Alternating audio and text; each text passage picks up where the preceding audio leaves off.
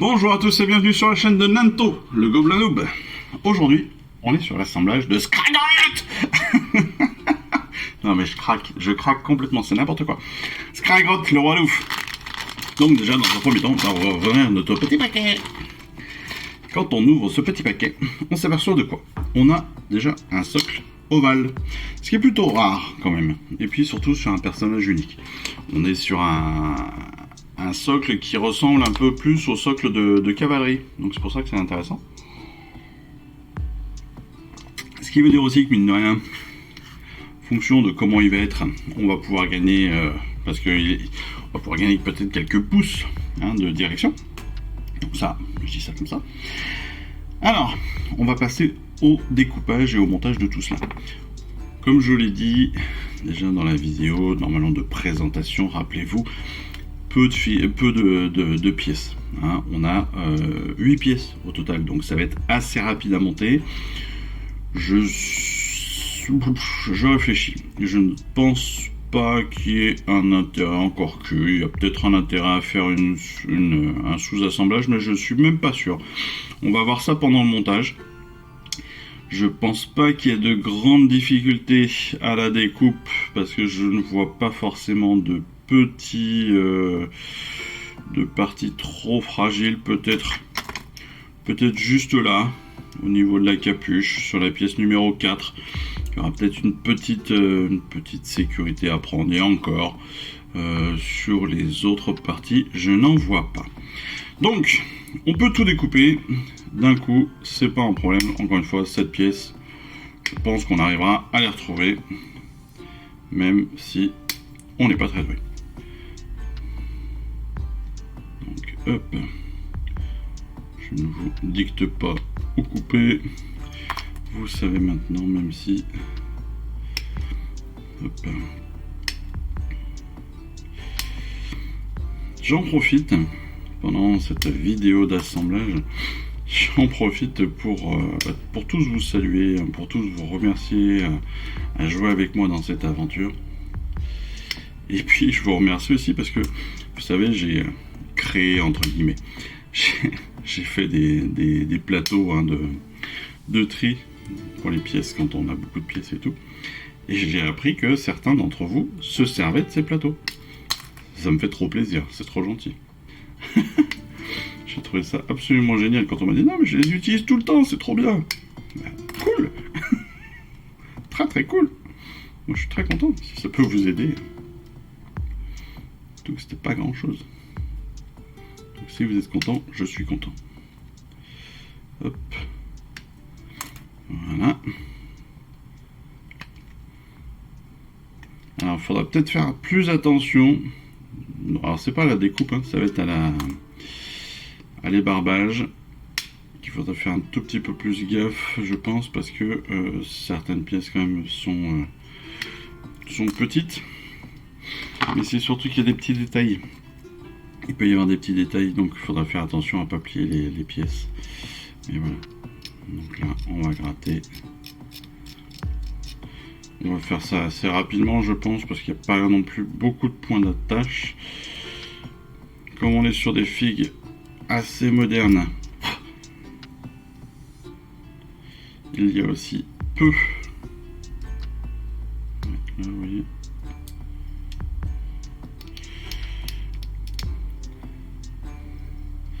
Ce que je disais.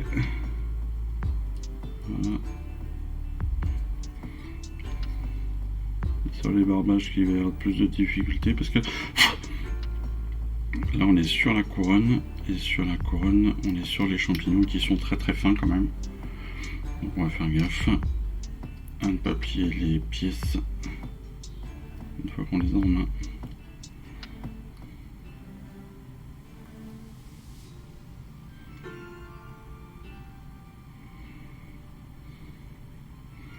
Donc là si vous avez entre autres, si vous avez des petites limes comme celle-ci, ça peut être très intéressant de pouvoir justement vous en servir sur ce type de débarbage là, parce que là vous allez pouvoir enlever vos points d'accroche sans trop abîmer vos figurines.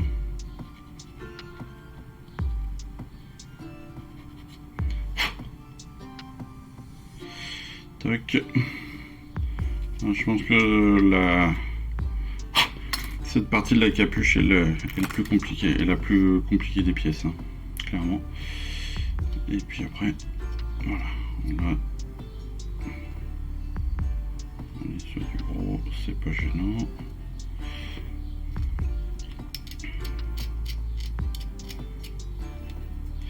Donc sachez aussi, si vous suivez un petit peu l'actualité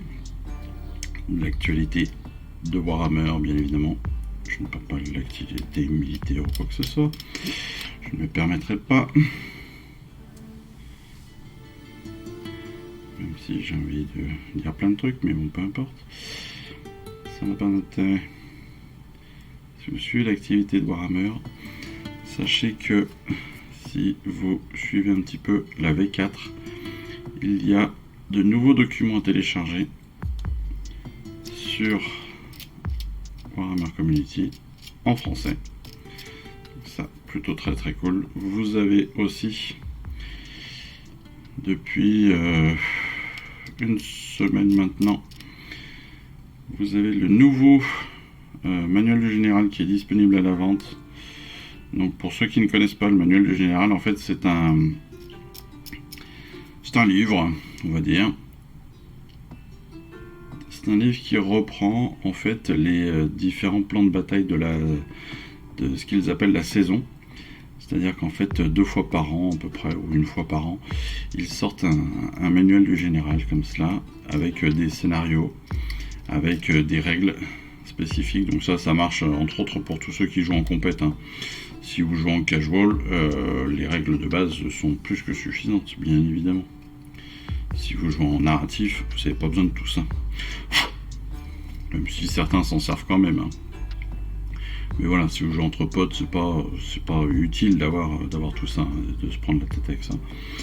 Mais si vous voulez jouer en compète ou quoi que ce soit, il faut que vous passiez de toute façon sur ce type de choses, parce que ce sont ces scénarios qui sont utilisés en compétition.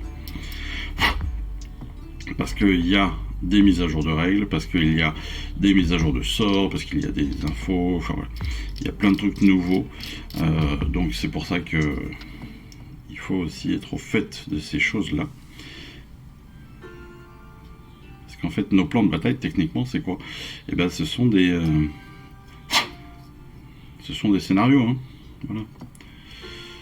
Ce sont des scénarios avec des règles spécifiques, avec le comptage des points, etc., etc. Voilà. Et ben le manuel du général, c'est exactement cela. Ça reprend tout ça, sauf que ça reprend la dizaine de scénarios de l'année, quoi, en gros. Voilà. Donc sachez que c'est sorti. Donc c'est à télécharger pour la plupart des choses. Le manuel du général, je crois qu'il n'y a que les scénarios, évidemment, ou que les règles qui sont disponibles en téléchargement. Et ce qui est sympa en plus dans le manuel du général de cette année, c'est qu'il y a une boîte spécifique avec des cartes, avec les cartes des scénarios, avec des objectifs en néoprène. Donc ça aussi c'est plutôt sympa. Ils sont quand même assez jolis en plus, donc il faut en profiter, il faut le dire aussi. Et puis donc vous avez le bouquin qui reprend pas mal de choses. Voilà, encore une fois, on est sur la V4. Hein.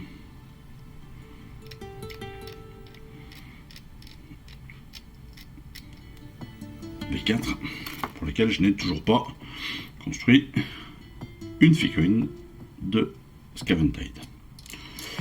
Mais je ne perds pas espoir. Hein. C'est fou. C'est fou. 1 an.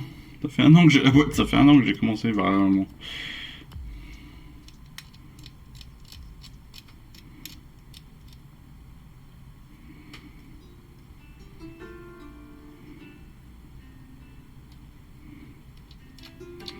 Alors pour répondre aussi à ceux qui me posent la question, parce que j'ai eu des messages comme ça, je ne sais pas, je réponds comme ça à la volée, je ne sais pas comment ça va se passer après. Parce que je fais en effet des vidéos sur les fascicules, sur la collection Stormbringer et après. Et bien après, je n'en sais rien. Voilà, je ne sais pas. Est-ce que la chaîne se terminera là-dessus? Je pense. Voilà, je pense que ça aurait été marrant. J'aurais bien joué pendant 2 ans. Voilà, le compte Instagram restera. Et comme ça m'obligera à faire des trucs sur Instagram parce que je suis pas très présent en ce moment. Même si je sais qu'il faut. Même si on me demande les photos des peintures aussi. Mais voilà. Je pense que les vidéos d'elles-mêmes mourront. Et on verra après. Mais voilà, je ne sais pas encore. Je suppute que ça se finira comme ça. Ça dépendra si ma reprise de boulot se fait comme il faut ou pas. Si j'ai le temps ou pas. Etc. etc. Et voilà. Vous avez vu que la préparation, les barmages de cette figurine a été très rapide. Et donc on va passer au montage. Donc encore une fois, cette pièce, ça devrait aller. Je devrais pouvoir m'en sortir. Alors, on va coller ça comme un sac. On va prendre nos différentes petites parties de figurines. Clac. Hop là. Alors, ça va aller là.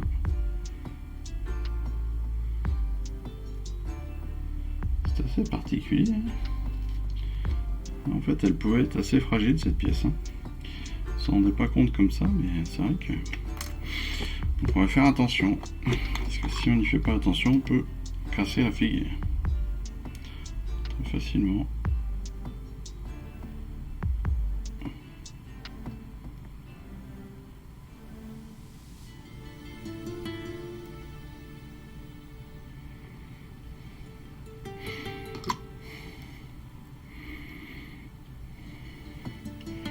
Donc au niveau du montage, évidemment, on ne sera pas sur un montage qui sera très compliqué.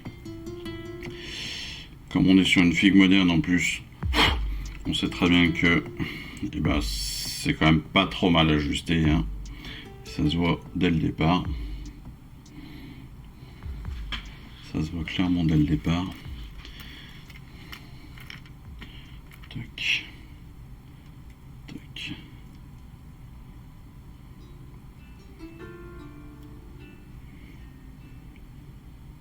Elle est quand même très classe, cette figue. Elle est très très classe, cette figue. Par contre, elle est pas... Elle est bizarre, mon taille. Qu'est-ce que ça va, ça?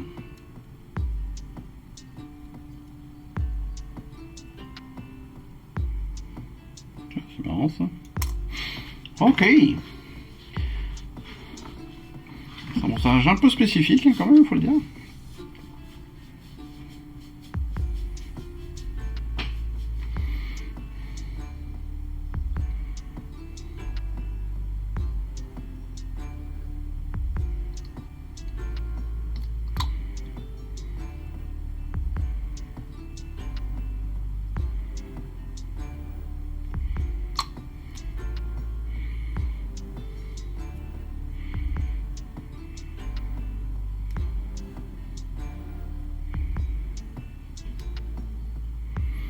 C'est un montage un petit peu spécifique. Comme vous le voyez, en fait, il y a un énorme trou derrière le visage qui est tout à fait prévu. C'est pour ça que c'est très spécifique. C'est assez bizarre, ouais, comme montage. Mais bon. Hop. En fait, la figurine tourne autour de la tête. C'est assez marrant à voir.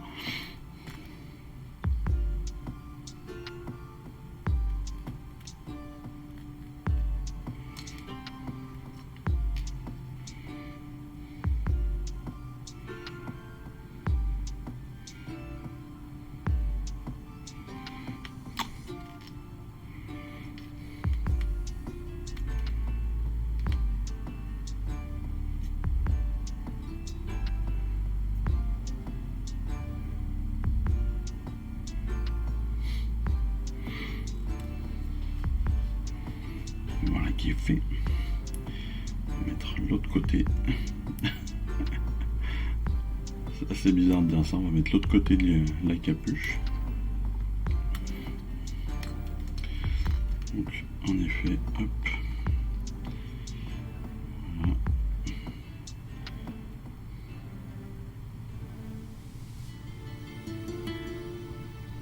C'est un montage assez particulier parce qu'il n'est pas du tout... C'est clairement pas classique. Voilà. C'est vraiment pas classique comme montage. On n'a jamais vu ça. Pourtant ça se fait au final assez naturellement, mais c'est ouais, c'est marrant, c'est marrant.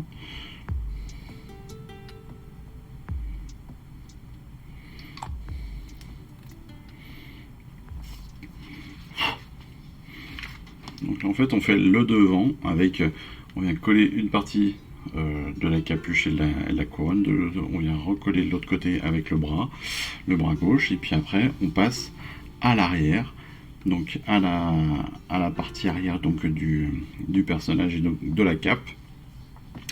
C'est presque ça qui est le plus étonnant, c'est qu'en effet cette cape elle vient en surplus quoi, c'est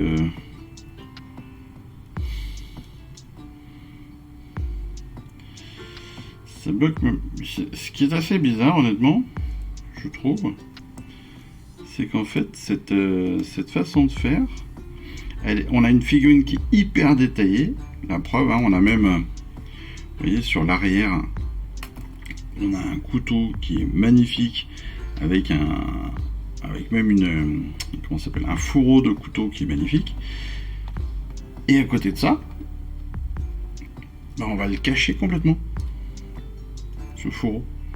C'est ça qui est bizarre, c'est que là on va vraiment le cacher entièrement pour y mettre donc la robe, hein, très clairement pour y mettre la robe derrière. Et donc on verra même pas le couteau qu'on n'aura pas pu peindre parce que quasiment inaccessible. Donc vous l'aurez compris, sous-assemblage. Ouais, moi je vais faire du sous-assemblage clairement, pour le peindre en plusieurs fois. Peindre déjà la robe intérieure, et puis la robe après, la robe par-dessus, hein, la robe supérieure on va dire, la tunique, puis la robe on va dire, voilà, puis la traîne, parce que c'est clairement ça, c'est une traîne de mariée en fait. Voilà, c'est une traîne de mariée qui est tenue par une traîne de... Non, c'est la robe du roi qui est tenue par les squeaks. Mais ouais, ça fait un peu ça. Par contre, est-ce que je pourrais fixer les deux et l'intégrer comme ça directement? Je ne sais pas. Si je colle les deux, est-ce que je vais pouvoir ensuite...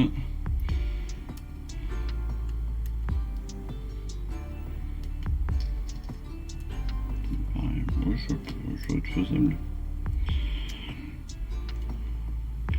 Ça doit être faisable. Bon, ben voilà. Et ben c'est ce que je vais faire. Je vais coller. Voilà. Je vais coller ma suite royale. Et puis après, je la peindrai en une fois. Voilà comment moi je vais faire. Vous avez tous suivi exactement comment je vois les choses. Donc oui, je vais faire un sous-assemblage personnellement. Tous ne le feront pas, je sais que certains n'aiment pas. Je sais aussi que certains, grâce à mes vidéos, ont décomplexé sur ce phénomène. Parce que certains n'osaient pas. Et puis en fait... certains se sont aperçus qu'en fin de compte, c'est pas si mal. C'est bien pratique, souvent. Donc voilà. C'est ce que je vous ai toujours dit, moi. Faut pas hésiter déjà à faire un peu comme on veut. Faire comme on le sent. Ça, c'est bien. Parce que...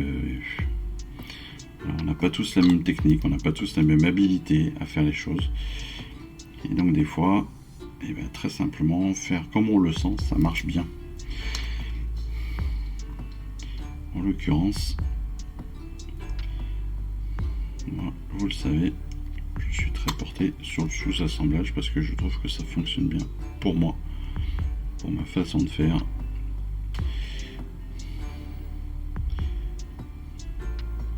Comme je suis un peu toc-toc sur certains trucs. Ben, ça marche bien avec moi. Voilà.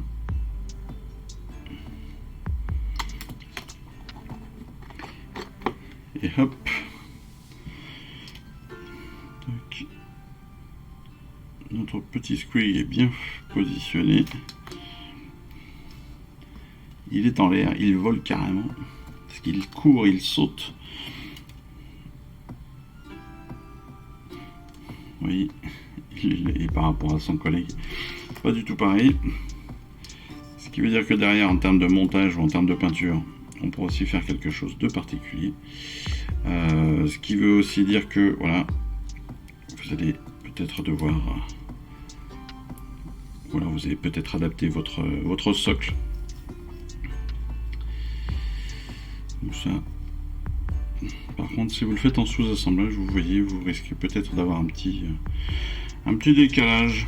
Mais ça se rattrapera très facilement, je pense, à la peinture. Et puis sinon, ça s'intègre très au bout d'un moment. Voilà. Forçant un tout petit minimum, vous arriverez à le faire rentrer sans trop de problèmes. Mais voilà votre personnage extraordinaire de Skragrott. Il est vraiment beau. Il est vraiment très très classe. La lune derrière sur la cape est magnifique. Non, il est quand même top. Hein. Il est quand même top. Honnêtement, on est sur une très très très très très très belle figurine. Il faut le dire. Il faut le dire. Et vous allez pouvoir le coller comme ça. Non, il est vraiment beau. Il est vraiment classe. Ça mérite un socle, hein, quand même. Hein. Je pense qu'il va y avoir un petit truc à faire.